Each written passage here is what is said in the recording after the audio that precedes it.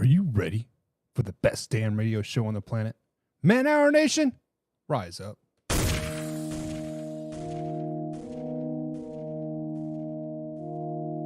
You don't want to be every time, no. I would like to personally welcome you to MANHOUR After Dark. Say that thing. Why I bring you the host, Mike, Buck, and Cone. You know who coming to the stage. Sports talk than what you about to hear right here. I second that. Go. You know that it's us when we talking about sports. Giving you facts on the field to the core. Tune in, we need the support. 1 hour too short, then listen some more. On all your stations, not dropping no music. Stripes like Adidas, but Nike just do it. Down 4 in the 4th, we go for the win. Michael 2 seconds, we taking it in. Buck, Mike, and Combs, you know what's going on. Man, now we're After Dark, no LA, we the big spark. No 4th and inches, won't cut you short. Got the best talking, it's all sports. Buzzing more than buzzer beaters. We coming live all through your speakers, go.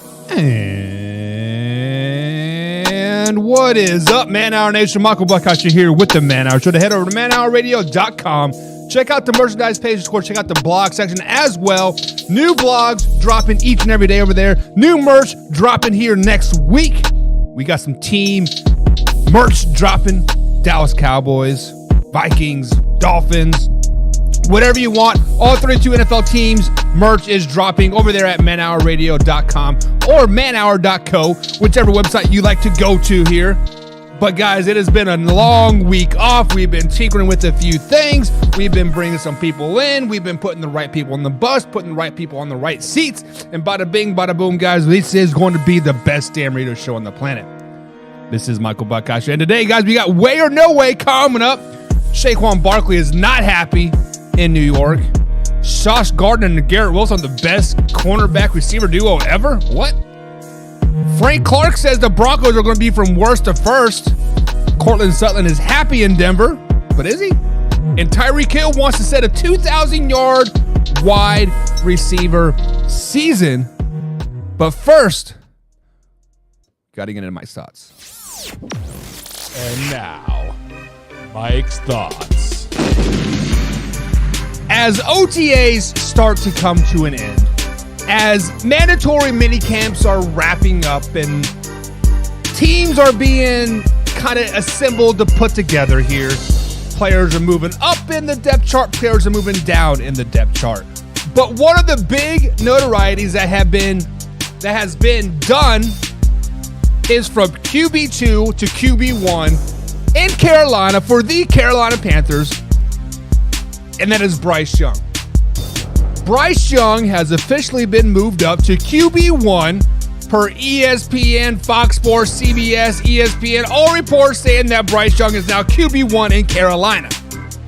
That moves Andy Dalton down to number 2, and Matt Carroll is steady at number 3 for the Carolina Panthers. There are a lot of upset people about this. How can he move up during minicamp? It doesn't. Yes, I understand they're in a helmet, no shoulder pad, no pressure, no defense, none of this, and this. But you moved up in the draft to get this guy. You put your franchise's next 4 or 5 years future on this guy. With that being said, there's no doubt in my mind that he wasn't going to be QB number 1. There was no doubt in my mind that he was not going to play a lot of minutes this year for the Carolina Panthers. So Panthers fans, pump the brakes, chill the F out. If you guys want to have a successful season, you need to start your QB1 now. You don't need to start them week 7, week 8, week 9 like Tua and the Miami Dolphins did. That was just a blunder. Yes, I know they had it probably written in stone, like, hey, this is what's going to happen. But at the end of the day, Carolina Panthers, Bryce Young does give you the best opportunity to win. Bryce Young is your future of your organization. Bryce Young and that young nucleus that they have in Carolina with Frank Wright, you guys are going to make some noise in the NFC South. Andy Dalton's a really good quarterback. Don't get it twisted. He is really, really, really good. He is. But simmer down now. simmer down now and love what is happening in Carolina. Stop it with the BS.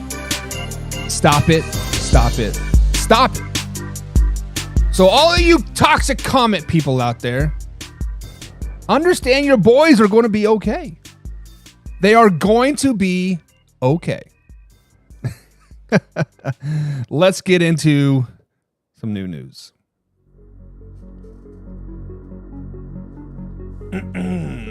New news.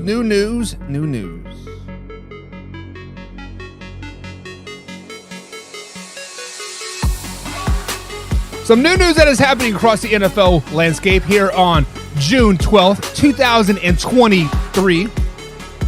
Dalvin Cook has officially been released by the Minnesota Vikings. What are the Vikings thinking right now? I don't know. Maybe cap space, maybe a little bit of this, a little bit of that. I don't know. Dalvin Cook is 27 years old, so he is on the downhill slope of a running back life, right? But pump the brakes, Vikings fans. They know what they're doing, right? Oh, do they? Danielle Hunter is not reporting to OTAs because of the Vikings are planning to trade him as well. Trade or get cut. Wow, Vikings. What is going on in Minnesota? I'm kind of curious. Frank Clark has officially signed a 1-year deal with the Denver Broncos, the arch rival Denver Broncos, for $7.5 million for a 1-year deal. Do you guys remember when Frank Clark said Kansas City's home? I don't want to play anywhere but Kansas City. I just want to be a part of this team. I want to do this, I want to do that, and then guess what? He's a Denver Bronco. I don't know. Maybe he'll have success. Maybe the Denver Broncos can get the Neil Smith success and win a Super Bowl or two with Frank Clark. We'll see.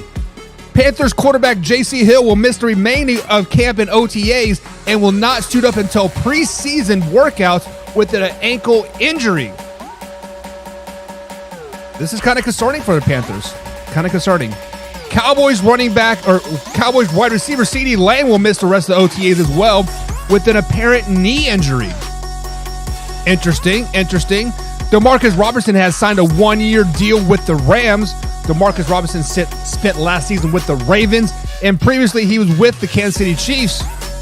Guys, the Rams are kind of secretly going to kind of be good this season. Let's just be honest.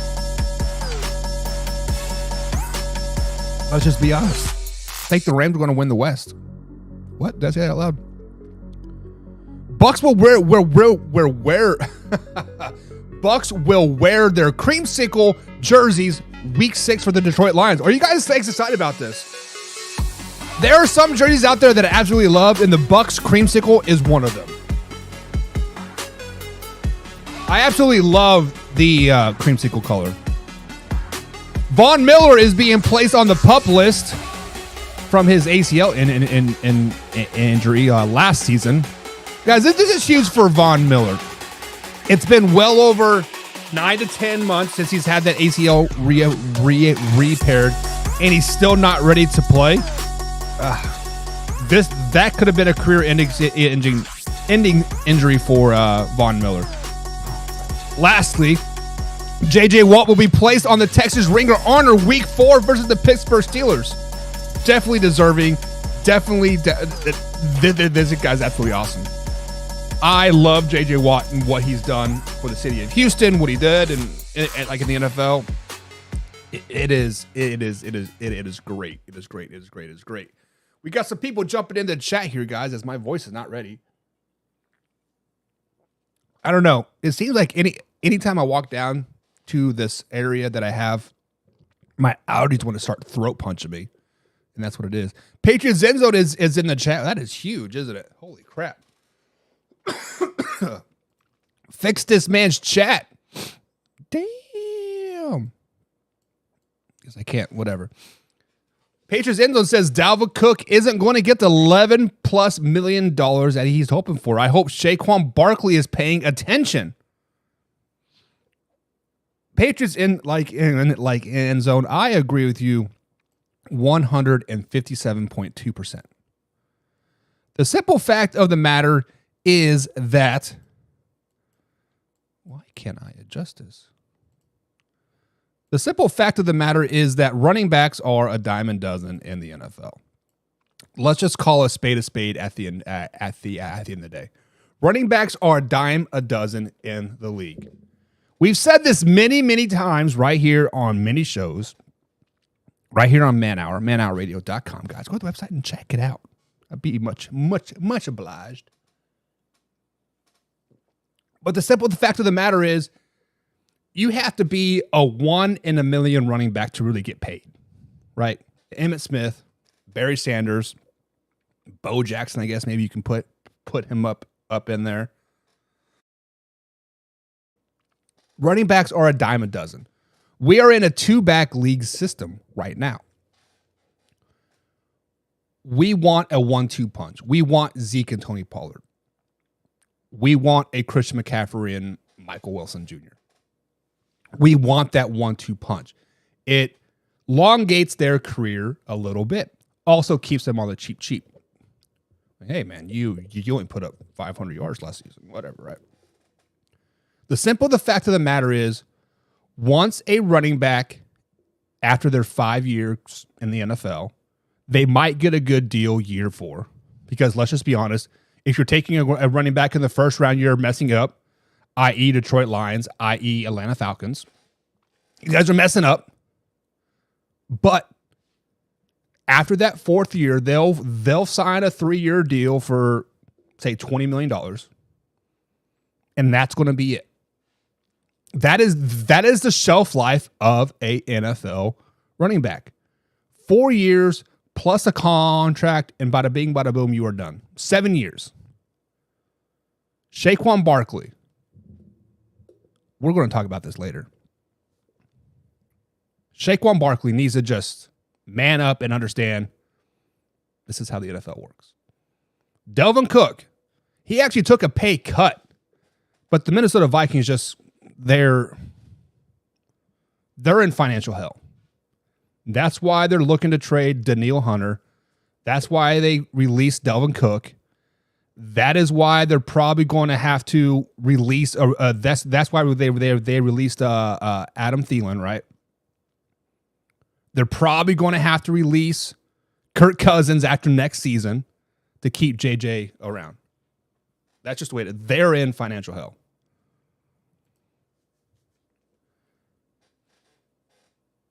If RB is your best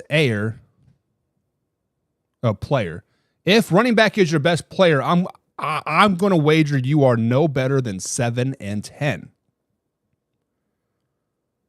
Well, there is one outlier out there, and that is the Tennessee Titans. Obviously, Derrick Henry is the best player on the Tennessee Titans for the last 3 seasons, give or take, right?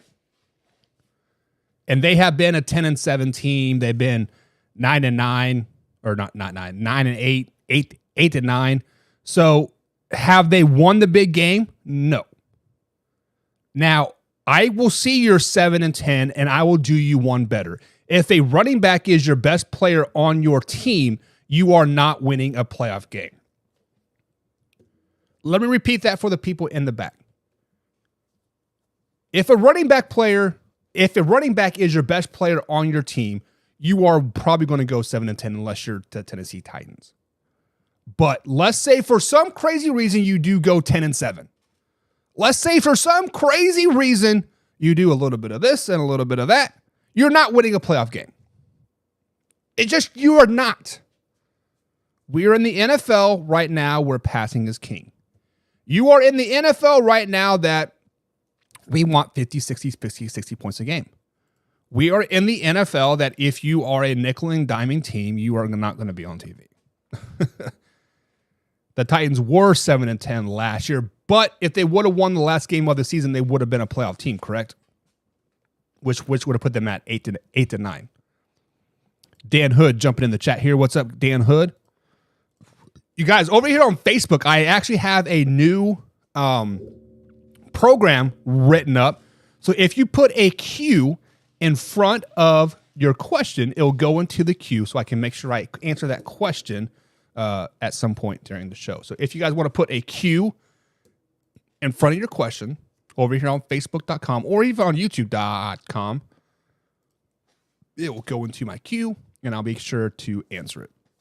But guys, it is time for Way or No Way here on Monday edition of Man Hour NFL Talk, June 12th, 2023, guys. It is, this summer is already flying by, guys, and I'm excited for football. We're like 89 days away or something like that. We are less than 3 months away to the NFL kickoff season. Detroit Lions versus the Kansas City Chiefs. And many people are already picking the Lions to beat the Chiefs. Up in my grill. But guys, let's get into Way or No Way here. As the guy we were just talking about here, Saquon freaking Barkley, says that he does not rule out sitting the 2023 NFL season because he has not gotten a deal that he wants with the New York Football Giants. The Giants have offered him a franchise tag, and basically Barkley is saying, I am not going to sign this. No way, no how. Sorry about your luck, but I want a big term deal.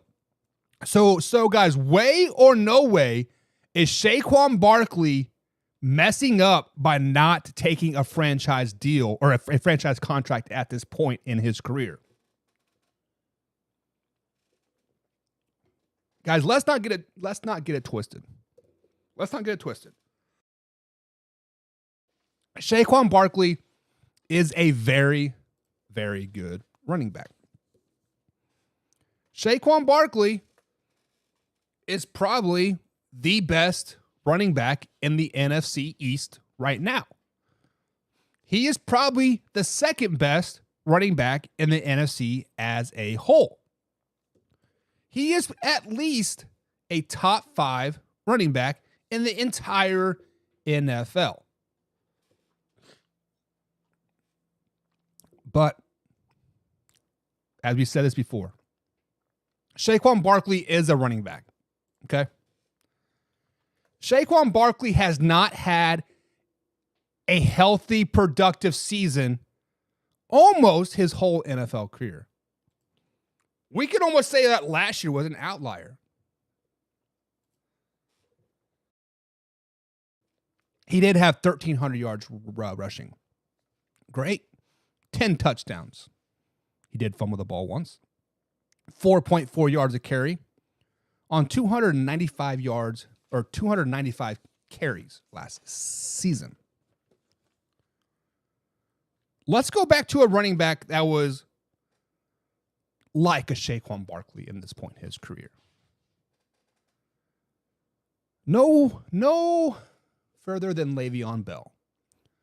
Le'Veon Bell was a dog in Pittsburgh. Le'Veon Bell was going to be the best running back ever in Pittsburgh. Let's just call it. Let's just say it is what it is. He was going to be that dude. He wanted that paycheck. He's like, you know what? I'm going to sit out. He ultimately did get that paycheck, but what happened to Le'Veon Bell afterwards? I'll wait. Oh, he got released by the Jets. He got released by the Buccaneers. He got released by the Chiefs, and now he's calling everybody out that he played for besides the Pittsburgh Steelers and that, oh, they're not very good. They didn't use me right. Saquon Barkley, take a note from Le'Veon Bell. Take a note from Le'Veon Bell. Sign your franchise deal. Prove it to the world that you can be healthy for 2 seasons in a row. Prove it to the world, my man. Prove it to the world that all of your injuries are past you. Prove it to the world that you are a top 10, top 5 running back in the NFL. Prove it to the world that you are the best running back in the NFC East. Take that franchise tag, earn that money, and then you'll get your deal. Guys, this is 100% way. This is a 100% way. Saquon Barkley best not sit out 2023 because we will never hear from him again. We will never hear from him again if he sits out the 2023 NFL season. Why? Why, you ask? He's 26 years old. That's why. Next year, he'll be 27 years old. What happens to a running back after 28, 29 years old? Right? See ya. See ya. Patriots end zone's coming with the way. He says franchise tag will be the most he will get in a year for the rest of his career. Shots fired there. I believe the franchise tag is like $10.3 million this season for a running back, if I'm not mistaken. We've seen it. Most recently, Zeke Elliott. Yes, he did get that bag. He performed not up to that bag. He is now jobless. He is now on the unemployment line. Come on, Shaquan. Just take the money. Have a good season. Let your team, let the guys get into the playoffs. What? Weren't the Giants were 8-9 last season, if I'm not mistaken? Let me look it up. 8-9 last season. Does that sound about right? Shoot, they were 9-7-1 last season with the healthy Saquon Barkley. This year, another year underneath their new head coach, Daniel Jones is starting to come into his own. You guys added some receivers. They could be a 10-11-1 team with Saquon Barkley. Come on, Barkley. You want to go to the playoffs, man? You want to win a playoff ring or a playoff game? You want to win a championship? Get your ass to the field, man. Get your ass to the field, guys. Guys, if you have not done already, please like, comment, and subscribe to this wonderful show that you would ever listening to it on YouTube, Facebook, in general. Give us a like, guys. Give us a share and give us a follow as well. Moving on to the next way or no way. Aaron Rodgers has come out, after dealing with his calf injury and hasn't really performed much of the OTAs for the rest of the OTAs. But he says that Sauce Gardner and Garrett Wilson are the best cornerback wide receiver duo in the NFL. So, guys, way or no way is Garrett Wilson and Sauce Gardner the best cornerback receiver duo in the NFL?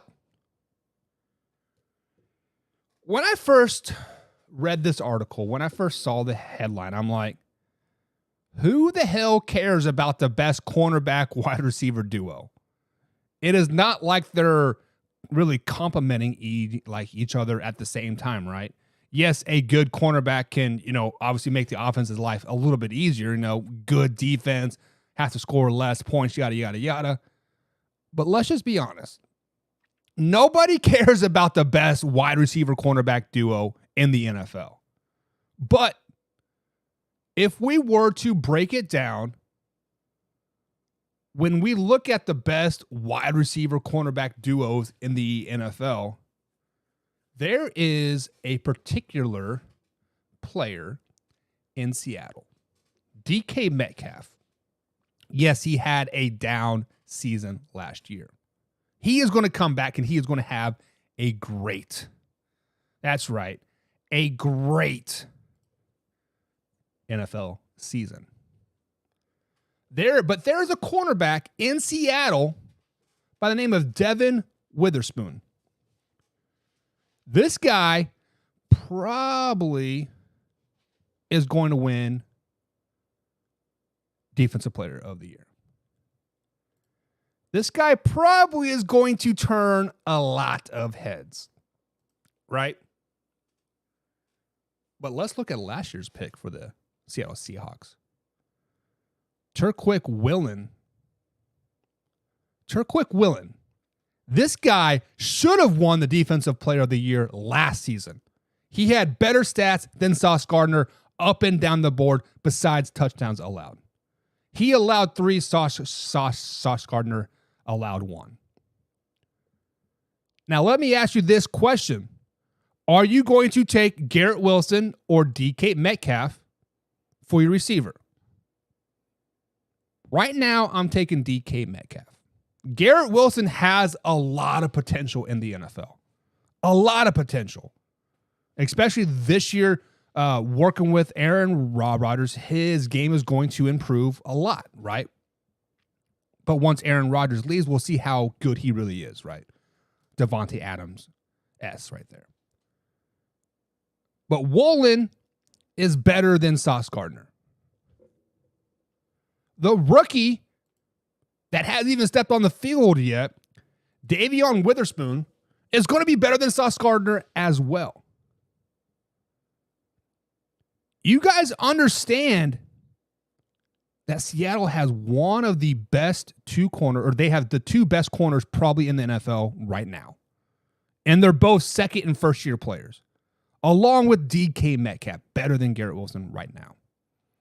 So are they the best duo in the NFL? No way. No way. Oh, that's just one outlier, and DK has to prove it, right? Okay. How about if we go to Dallas? Let's go to Dallas. You have CeeDee Lamb, and you have Travion Diggs. There you go. There's a really nice 1-2 punch. Yes, I know Diggs does give up the long ball a lot, but he also picks the ball off a lot. He also makes a lot of good plays. He is a top cornerback in the league right now. Say what you want. He is. CeeDee Lamb better than Garrett Wilson? Yes, he is. How about this? Let's go to Miami. Let's go to Arthur Brown's team, Miami Dolphins. Actually, Patriots End just popped up here. Tyreek Hill or Jalen Waddle, whoever you want to put up there, and Jalen Ramsey. That might be the best duo in the league. Guys, Sauce Gardner and Garrett Wilson is probably a fifth best duo in the league if you want to go a cornerback receiver duo. I think it's kind of dumb, but the correct answer to this question is no way. There is no way they are the best duo in the NFL. They're just not. They're not even the best duo in the AFC East. Hell, let's look at the Buffalo Bills. Didn't they just sign a really good cornerback as well? I'm trying to think of his name right now. Let me pull it up. Tre'Davion White. Tre'Davion White might even be better than Sauce Gardner. I mean, they didn't just sign him, but they drafted him. Okay. Now we got some homerness happen. Gonzalez and Zuzu.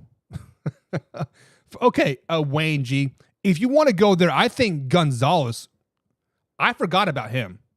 I forgot that the Patriots drafted him, but damn, was that a steal of the draft? Was Witherspoon and Gonzalez probably the best cornerbacks in the draft class this year, obviously. Gonzalez might not get as much love this season because he is going to have to go off versus Stephon Diggs. He is going to have to go up against Tyreek Hill and Waddle. He is going to have to go up against Garrett Wilson. All those players twice, right?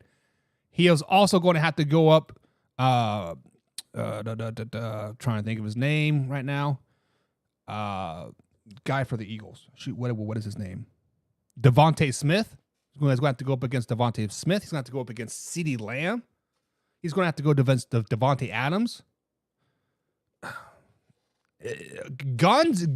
Gonzalez or Gonzo, or whatever they call him during pre-camp here. He is going to have a biggest test ever. He is going to have either a make or break season, right? But yeah, I mean, do you guys think Juju legitimately will come out and have a good season with the New England Patriots? I don't know. I mean, I don't think even Juju's going to be the best receiver on the team.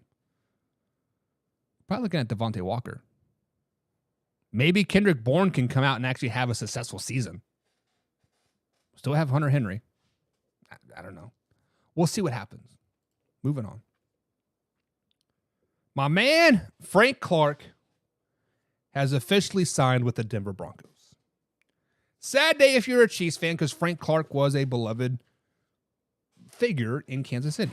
Frank Clark has officially signed a 1-year, $7.5 million deal with the Denver Broncos.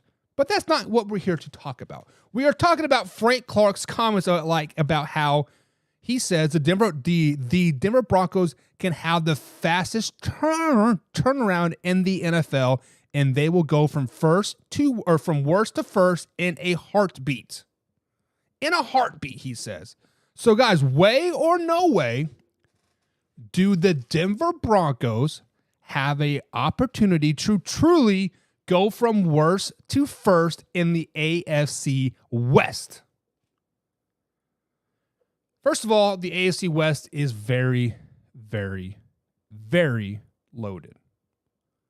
Now, I am not going to go as far as say that they are the best division in football, because I think that goes up to the AFC North this season, followed by the AFC East, and then you could actually probably flip-flop those two. It's like a 1A, 1B type of thing, and then you got the AFC West.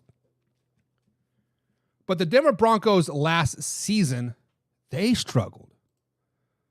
They were just not a very good team. They finished 5-12, and at 2 points in the season that they had 5 losing games in a row. 5 of them in a row, which is crazy to think, right?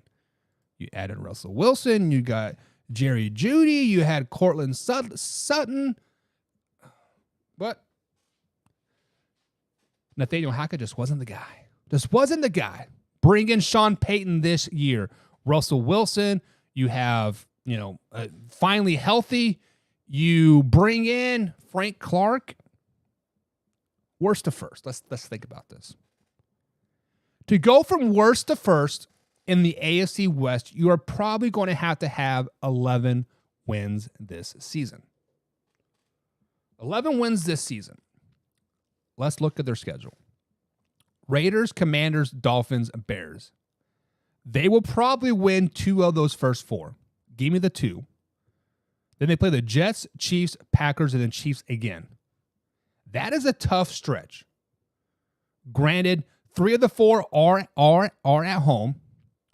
They do play the Chiefs on a Thursday night game at Arrowhead.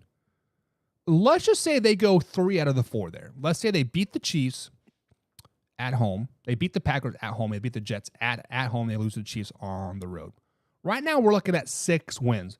Going into the bye week, then they play the Bills, the Vikings, Browns, and Houston.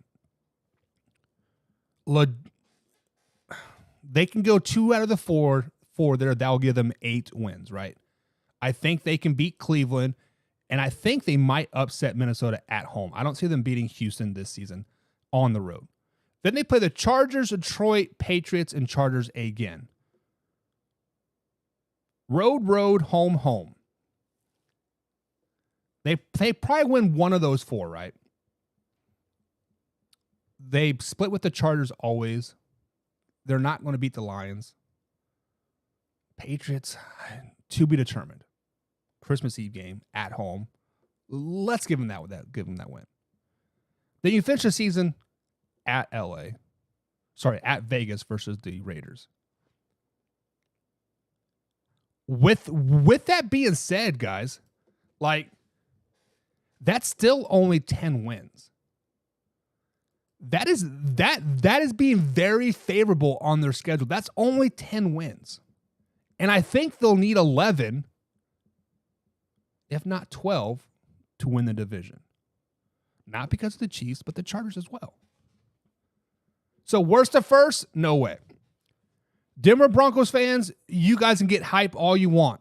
Frank Clark can hype up the crowd all they want. Let's ride, baby. Let's ride.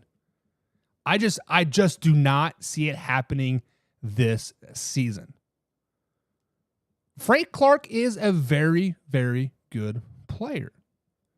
But on the defensive side of the ball, how do you eliminate really good players? Run the other way. Pass the other way. That's what teams did to Frank Clark last season for the Chiefs. They just simply ran the other way. That's why Josh Gardner last season didn't really have many balls from him away because they just went the other way. Denver Broncos are not going to go worst to first.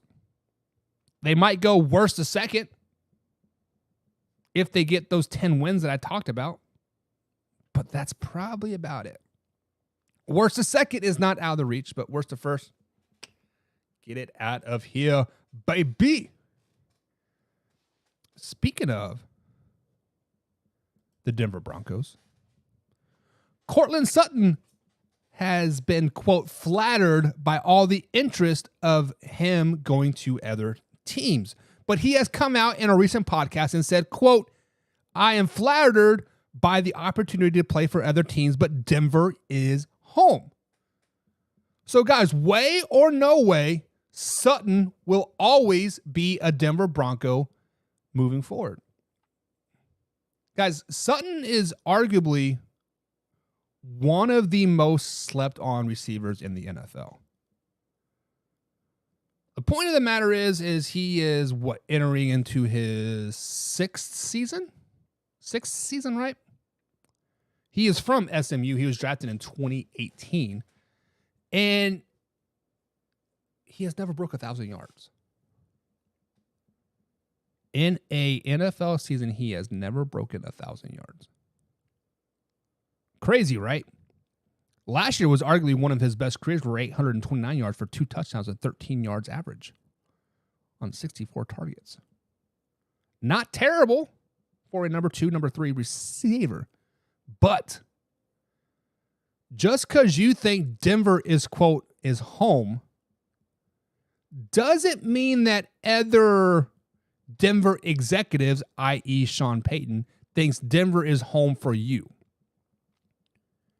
If you want to make a long-lasting career in a particular place, i.e. Denver, you need to step up your game a little bit. You need to come out and be a dominant number 2. When we think of Courtland Sutton, do we put a dominant possessive receiver next to his name? No, we don't. Could it be because of the lack of quarterback play in Denver? Maybe. Could it be the lack of winning in Denver? Maybe, so we don't get as many eyes on him. But Denver might be home to you, but is Denver going to be home to you next season if you don't perform? I probably said that wrong, but whatever. You guys know what I'm trying to say. Sutton might be better off with a different team. Sutton might be better off going to a team like the Raiders or the Chiefs or the Jets or the Cowboys or Seattle even. That'd be a great fit in Seattle. Sutton, don't count those eggs. Don't count those chickens before the eggs hatch, my man. I'm pretty sure he's in a contract year. Is Denver really home? Sure. Does Denver want you long term? Probably not. Probably not, dude. Probably not. Moving on. I'm moving on.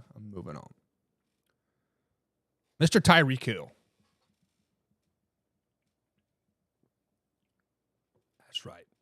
The Mr. Tyreek Hill. Top 5 receiver in the NFL the last couple seasons. He has come out and said that he wants to be the first receiver ever to get 2,000 yards in a season.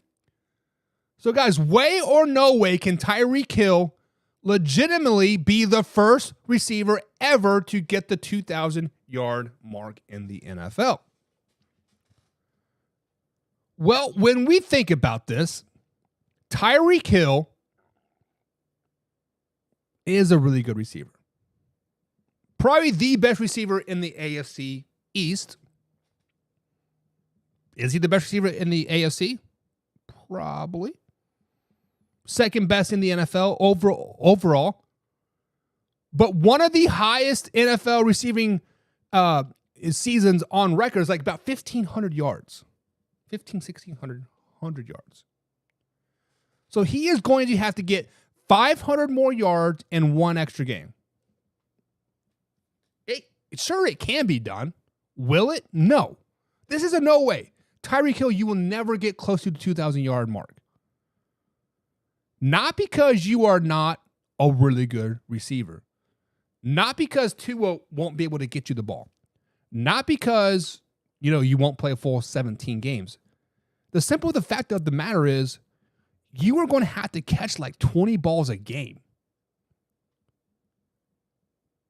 Are you willing to say you're going to catch 20 balls a game? Jalen Waddle's going to take a backseat and only take 5? Like, this is what has made you so threatening on your teams that you've been a part of, the Kansas City Chiefs and the Miami Dolphins. It's not because you have always been the guy. It's because you've had a great supporting cast around you, which able to make you those big explosive plays. Let's just be honest. Last season, without Jalen Waddle, would you have been a top 5 receiver in the NFL? Yards, stat-wise. No, you wouldn't have.